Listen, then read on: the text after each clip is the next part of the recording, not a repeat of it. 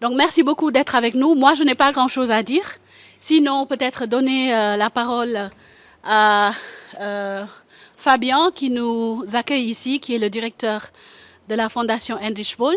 Et après lui, vous allez entendre Amina Juldia, qui est l'une des artistes et qui est la plus appropriée, je pense, pour vous présenter cette exposition. Merci beaucoup d'être venu, cela nous fait chaud au cœur. Merci. Oui, bonsoir à tous et à toutes. Bienvenue à la Fondation Heinrich Böll, Dialogue ak Jam, Nangendev, j'espère que vous allez bien. D'abord, peut-être juste pour raconter un peu où vous êtes. En fait, ça c'est une fondation politique allemande. On s'appelle Heinrich Böll parce que Heinrich Böll, c'était non seulement un fondateur du mouvement écologique en Allemagne dans les années 60, mais c'était aussi un écrivain. Donc l'expression artistique, c'est quand même une approche très importante pour la Fondation Heinrich Böll. Nous sommes affiliés, comme vous voyez, dû à ces différentes couleurs à la partie et au mouvement écologique en Allemagne. On a deux programmes en fait. Un programme qui se focalise sur les questions démocratiques. On travaille par exemple sur la question de la politique migratoire, mais aussi sur les questions de l'égalité de genre. J'espère que vous allez bien et que la vie vous traite bien aussi. Alors, je m'appelle Amina et je suis artiste, photographe, écrivaine.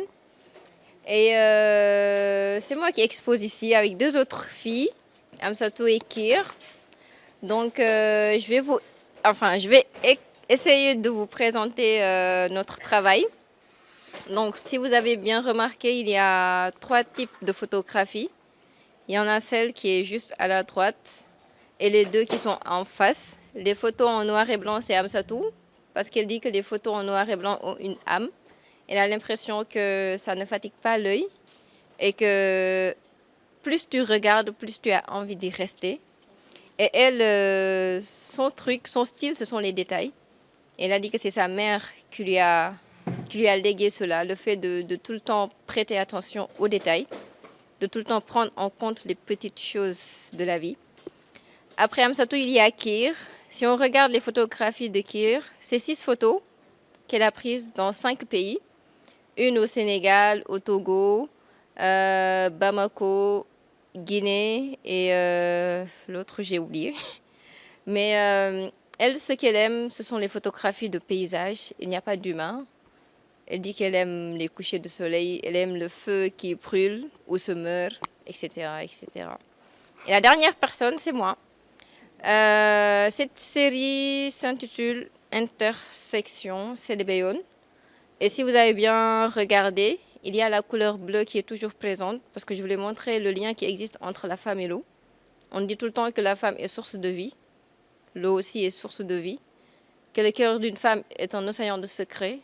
Donc toutes ces choses-là qui tournent autour d'elle, c'est ça que j'ai voulu matérialiser sur ces photos, etc., etc. Parce que je me dis que l'art ne s'explique pas, chaque personne doit avoir sa propre perception de la chose, chaque personne doit ressentir ses propres émotions en regardant une œuvre artistique.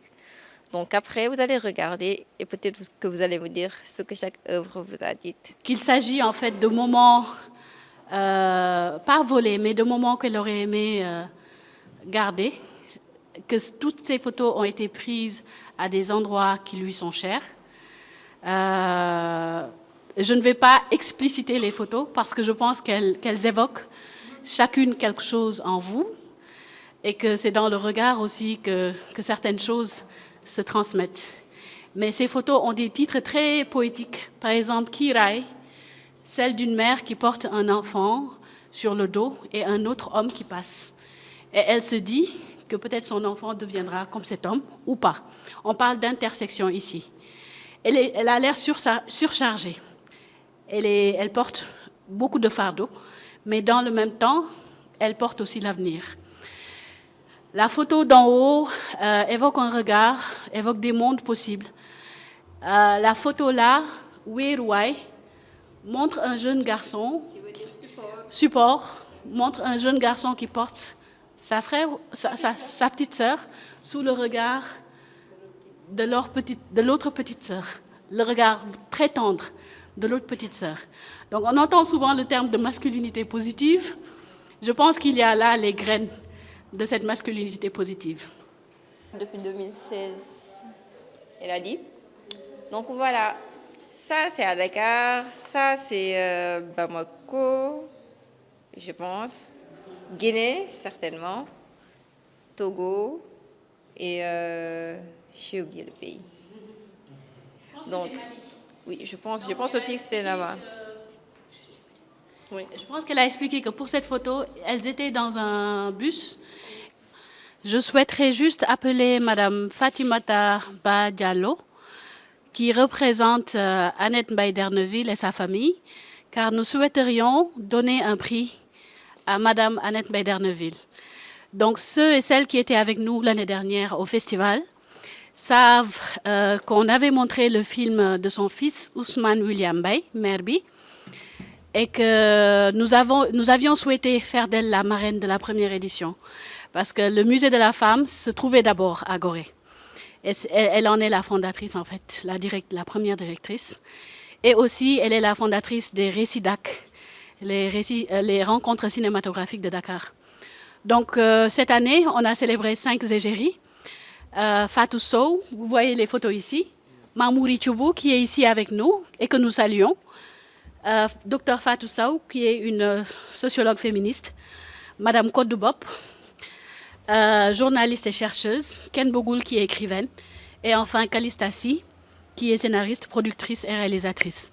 On a aussi célébré Madame Christiane Yandé Diop, qui est à la tête de Présence africaine depuis la disparition d'Alioune Diop, son fondateur.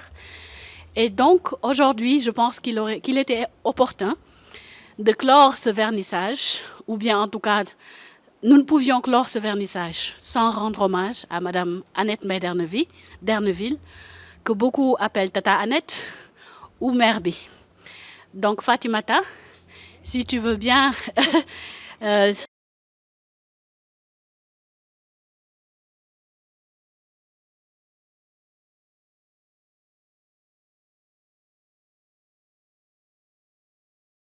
Bonsoir, c'est la deuxième fois que je viens en quelques jours ici.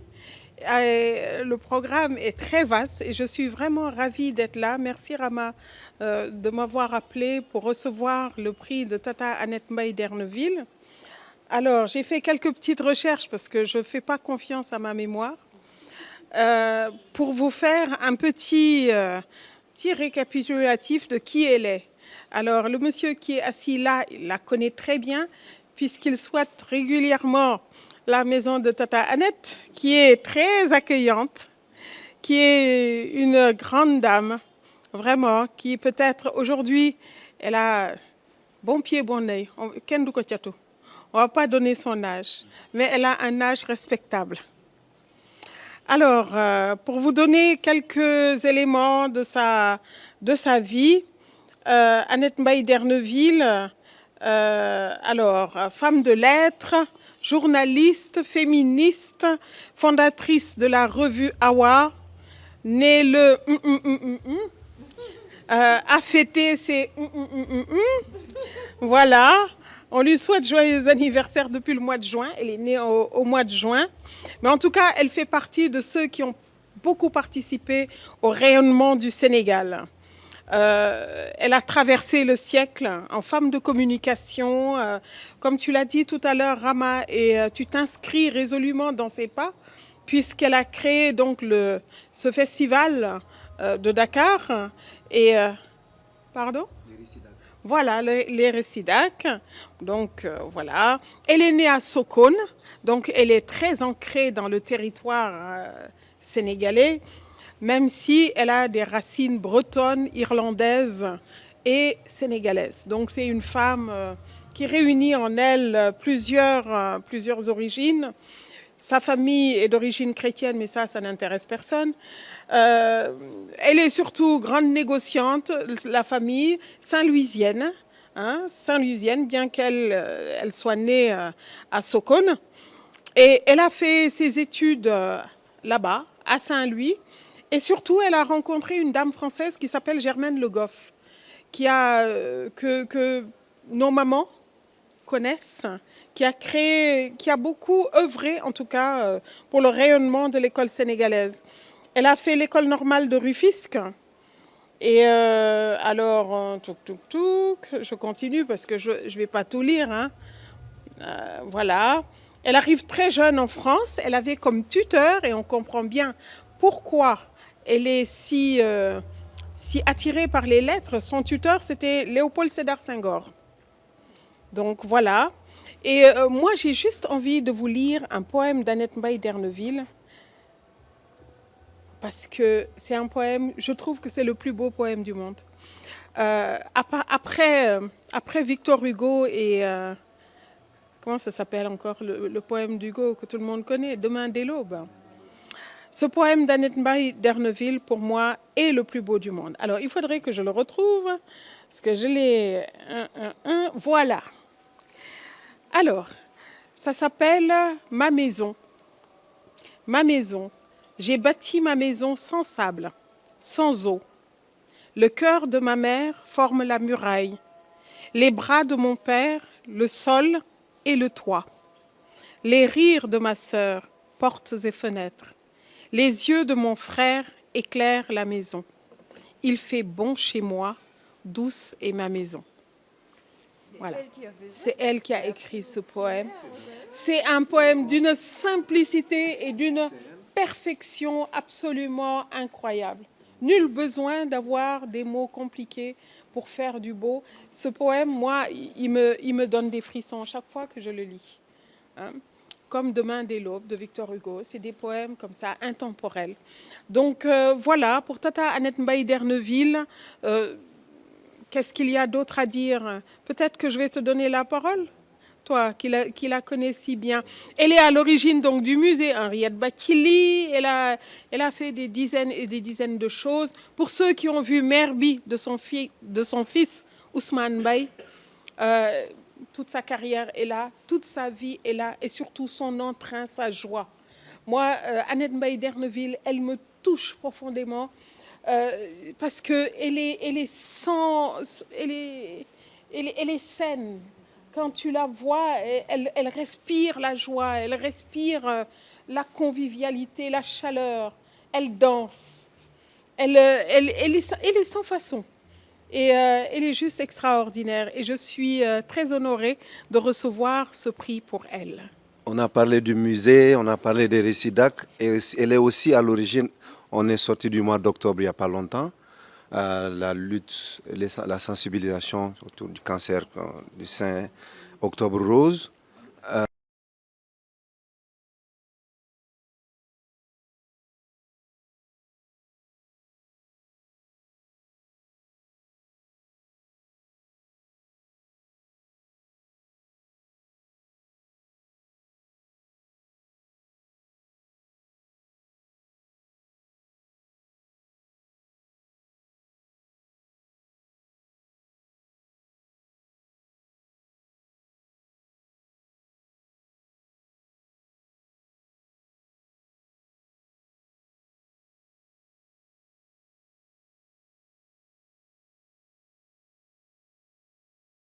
Parler de l'expo et en sorte de complément ou de prolongement de cette exposition, il y a... Alors, cette projection-là s'est montée en quelques heures. Hein. Oui. Vraiment, c'est elle. Est-ce qu'on peut faire une projection, elle m'appelle lundi ou je sais pas, lundi matin ou lundi après-midi, on prend mercredi, on fait cette projection, quels sont les films? On avait 3 sur la liste et finalement on a retenu 2 dont les réalisateurs sont là. Mamouri Choub, présente-toi parce que toi on prononce ton nom depuis tout à l'heure là, est une... Voilà, Mamouri Choub qui a réalisé le premier, 5 étoiles, elle va nous en parler, et Fabakary Koli. On parle beaucoup de corruption, de lutte contre la corruption. Fabakary a fait un film il y a 20 ans sur le sujet. Il avait constaté, étudiant quand il était dans les cars rapides, que les cars rapides s'arrêtaient pour toujours mettre quelque chose dans les permis de conduire et autres pour les policiers. Et donc ça l'a poussé à faire ce film-là quand il est devenu réalisateur. Donc moi je remercie Rama de nous avoir associés à ça. Donc on commence par Fabakary Asimbikoli, Cinéma d'Afrique d'Angers, le Festival du cinéma africain de Lausanne, entre autres. Et je raccourcis la liste. Donc merci beaucoup Mamouri d'être avec nous encore une fois. Et c'est vraiment un honneur de vous avoir, toi et Fabakary, pour parler de vos deux films. Peut-être pendant qu'on attend la technique, si vous vouliez nous dire un mot sur pourquoi vous aviez fait ces deux films. On anticipe un peu sur les questions qui vont venir sur lors du panel de questions-réponses. Pourquoi 5 étoiles et pourquoi Détective? Alors 5 étoiles, bon, vous n'avez pas le son, mais vous avez les images. Je pense que vous commencez déjà à vous poser un peu des questions sur 5 étoiles. Habituellement, ça renvoie à un hôtel, mais là, il ne s'agit pas d'un hôtel, il s'agit d'un squat. Donc, c'est en fait, c'est un séjour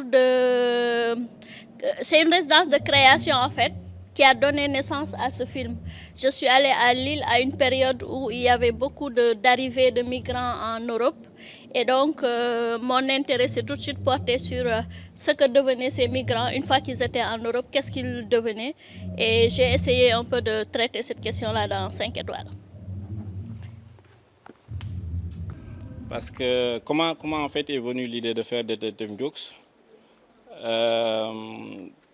J'étais en formation au Médiacentre et juste en face, c'était un point où les policiers étaient tout le temps en faction.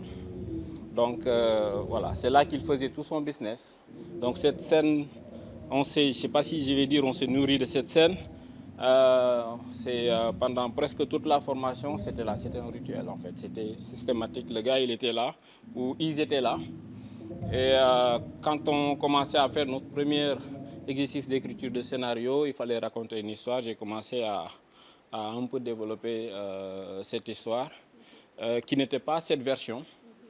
La première version, c'était un talibé qui a un problème avec son marabout parce que quand il n'amène pas de l'argent, il est bastonné. Et en face, il voit un policier qui était là, qui s'en mettait plein la poche. Et il s'est dit, naïvement, comme ça, il va aller chercher à Koloban une tenue de policier. Et avec son pot, il va. C'était ça d'abord l'histoire, mais c'était pour un court-métrage. Et quand on a demandé de faire un court-métrage de 26 minutes, il fallait développer l'histoire. Donc j'ai pensé à un jeune, je n'ai pas raconté le film, à un jeune qui, face à un problème, décide de se venger et de faire tomber le policier. Voilà, en gros, c'est ça. Et quand je disais que ça ne m'a pas valu que des amis, un jour, lors d'un festival ciné-école, ils ont projeté le film et il y avait des débats. Après, il y a eu l'interview et c'est passé à la RTS. Mais avant ça, on venait de nous informer, moi et mon associé, qu'on avait gagné un marché d'une boîte que je ne vais pas citer. Et les transactions avant la signature étaient compliquées. Du coup, était compliqué parce qu'on comprenait bien ce qu'ils attendaient de nous. On était tout jeunes, on avait quoi, 25 ans, quelque chose comme ça. Et quand ils ont vu que je suis passé à la télé et que je parlais de corruption et tout, ils ont compris que c'était plus possible, donc on n'a jamais signé. Et la bonne personne qui m'appelle me dit « Ah, on t'a vu à la télé ». Bon, finalement, on a décidé de bosser avec une autre boîte. Donc, c'est ça. Et aussi, pendant le tournage, il y a le chef de la police qui était là, qui nous a menacés, qui nous a envoyé des policiers en civil. Parce que tout simplement, il disait qu'on avait utilisé la tenue de la police sans l'autorisation. La réponse était on n'a pas utilisé la tenue de la police, mais le cinéma nous permet de faire un travail qui permet de voir la tenue de la police sans pour autant que ce soit la tenue de la police. Merci beaucoup Fabakary. Je pense que ces détails sont